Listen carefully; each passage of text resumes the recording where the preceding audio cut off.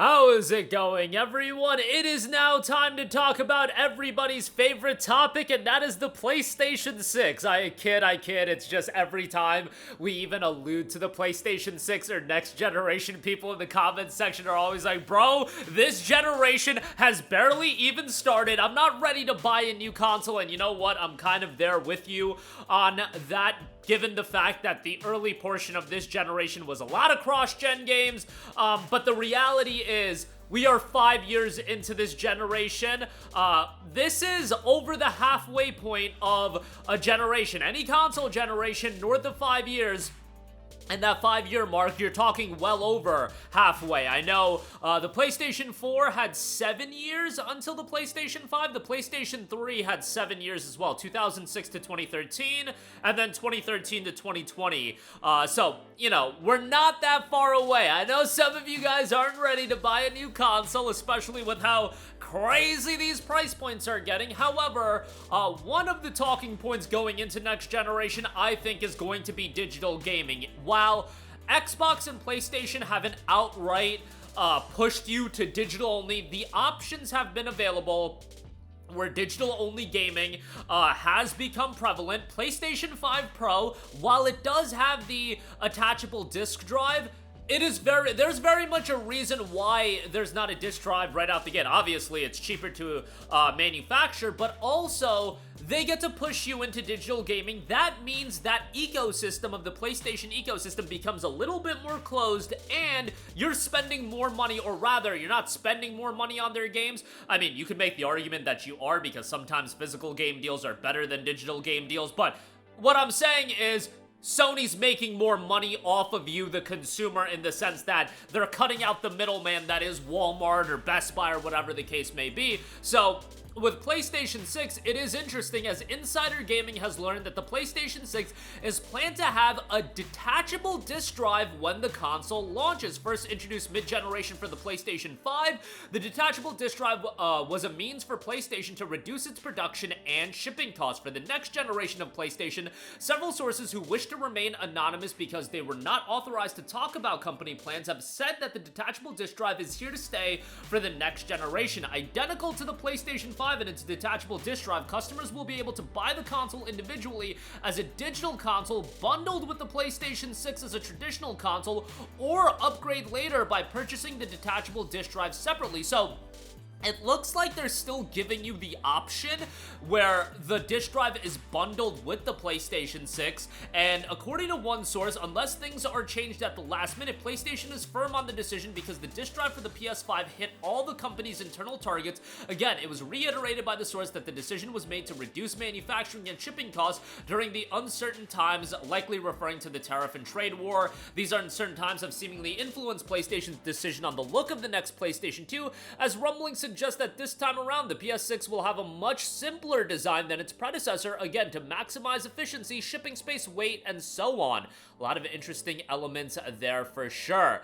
The detachable disc drive is not going to be shocking to a lot of people. However, I do think it's very interesting in a lot of regards, and I think this is going to be one of those cases that some people are going to be pushed to buying the PlayStation 6 without the disc drive. I think the idea of it becoming more and more established that, oh, you have the option to upgrade to the disc drive down the line might make people look at it, and I could see it being a case where the digital-only console is, I don't even want to speculate on prices, but let's speculate on prices. I would have to think that the price point's gonna be around the $500 to $600 range for the digital-only console. I know, like, $600 is probably vomit-inducing to some of you guys, but remember, that initial wave of consoles, they're gonna sell out regardless. Everybody was bugging out about the Nintendo Switch 2's price point, and I shouldn't say everybody, there were a lot of people, but that initial wave is always gonna sell out, and then it comes to where does the console settle at, and that's an entirely different talking point, but if you can get people to spend $600 and get them more accepting of a digital-only environment, man, they're gonna make a lot more money on the back end on those digital game sales. And remember, they control the price points at that point. If they're getting more so on people buying games from the PlayStation Store, man, you're gonna have those cases of Metal Gear Solid Master Collection Volume 1 being $40 on sale on the PlayStation Store versus $20, in your brick and mortar store or your Amazons of the world. I know that a lot of us do appreciate our hard copies of games, and while a lot of the times I am getting my games digitally, and, I get games sent to me, and generally whenever a game is sent to me, it's gonna be a digital copy of a game, but there are cases where I'm still buying physical games. You think I'm getting a copy of Legend of Heroes Trails in the Sky First Chapter digitally only? No, I'm getting the Bracer Edition sealed because there's still that collector in me that I do want a hard copy every now and again, but the convenience factor of buying a game,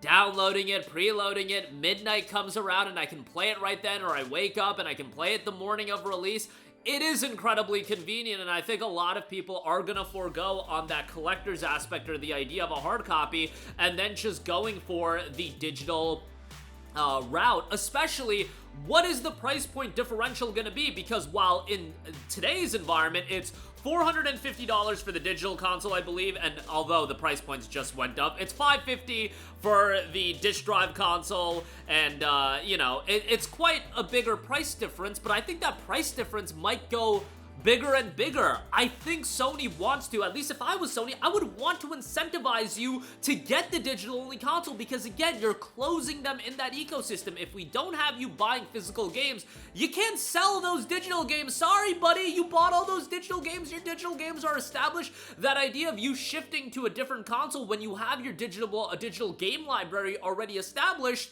that's a real tough sell when you've got, thousands and thousands of dollars spent in a digital storefront. You can't sell those games. It is what it is. You're locked into that ecosystem much more, and ultimately, the biggest factor is Sony's making a lot more money on the back end by selling you digital games versus you going into the store and buying a copy of Delta Snake Eater or buying a copy of Gears of War Reloaded. They're making so much more, and the price points are gonna be the same. This idea that I know it's a nice idea to have, if we go digital only, Sony's eventually gonna bring the price points down, and the price points are gonna come down for AAA games. Like, bro, that's not gonna happen. The price points are set to where they are accepted, and right now, that $70 price point is accepted. Just because there's gonna be more digital game sales doesn't mean suddenly across the board, you're gonna have games go lower in price. There will be some cases here and there. Like, I remember when Alan Wake 2 came out, they said, hey, we're gonna price this game at $60. It's gonna be digital only initially.